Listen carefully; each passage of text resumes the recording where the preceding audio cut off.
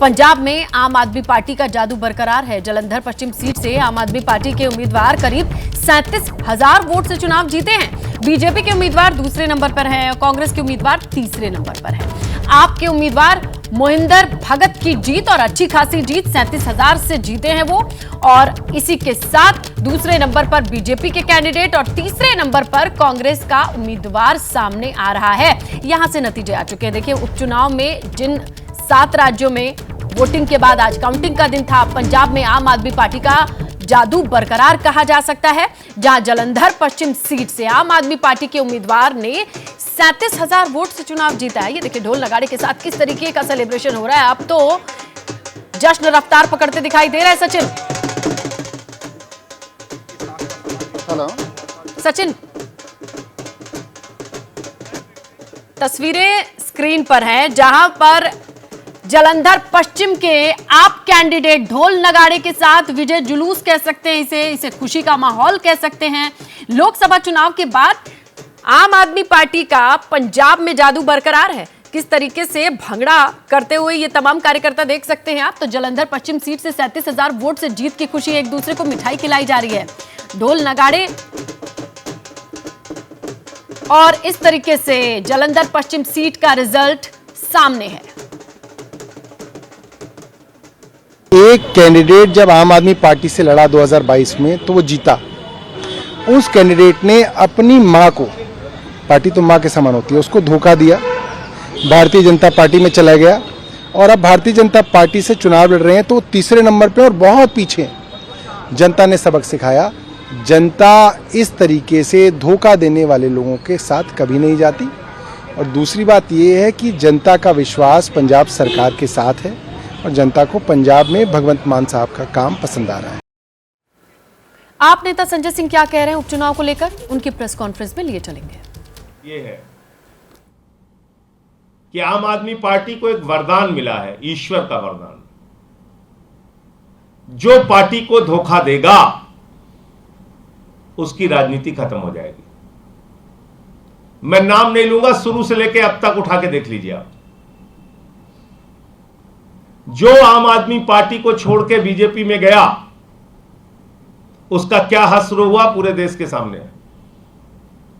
तो इसलिए जो हमारे विधायक हैं, मंत्री हैं, सांसद हैं, हमारे साथी हैं, सबके लिए एक बड़ा संदेश भी है इस पंजाब के चुनाव के परिणाम में।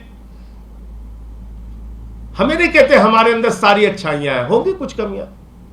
आपस में बैठिए, बातचीत कीजिए, संवाद कीजिए, एक दूसरे से कोई मतभेद है तो उसको दूर कीजिए, लेकिन इसी परिवार के अंदर रहिए। परिवार के बाहर जाएंगे कोई इज्जत मिलने वाली नहीं। आम आदमी पार्टी परिवार को छोड़ के जाएंगे तो कोई इज्जत मिलने वाली नहीं है। मैं पुराने नाम तो नहीं लूंगा लेकिन ताजा नाम जरूर ले लूंगा।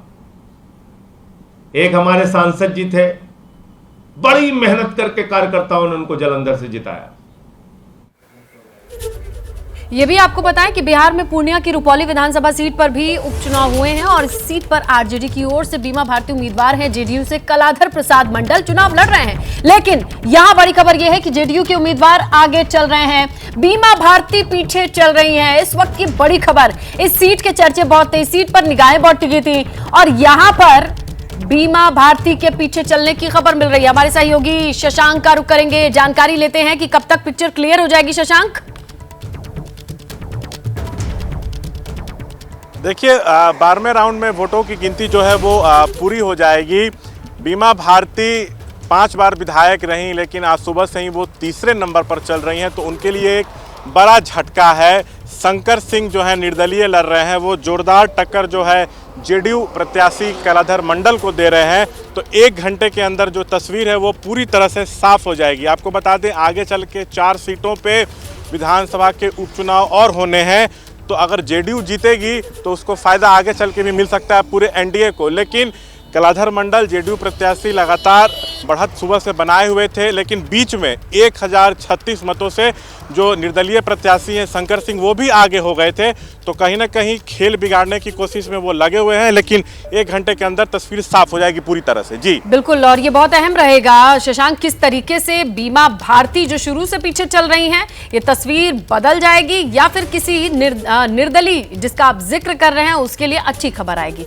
जैसे ही घड़ी का काटा दोपहर 2:30 पे आए, बबीता जी का दिल सास बहू साजिश के लिए मचल जाए। और ये है इनकी बहू, पूरे दिन ऑफिस की टेंशन हो जाए गॉन जब ये करें अपना फेवरेट शो फ्री टाइम पे ऑन। इनकी तरह आप भी देखें अपना फेवरेट शो अपने टाइम पर और डाउनलोड कीजिए एबीपी लाइव ऐप अपने स्मार्ट टीवी पर।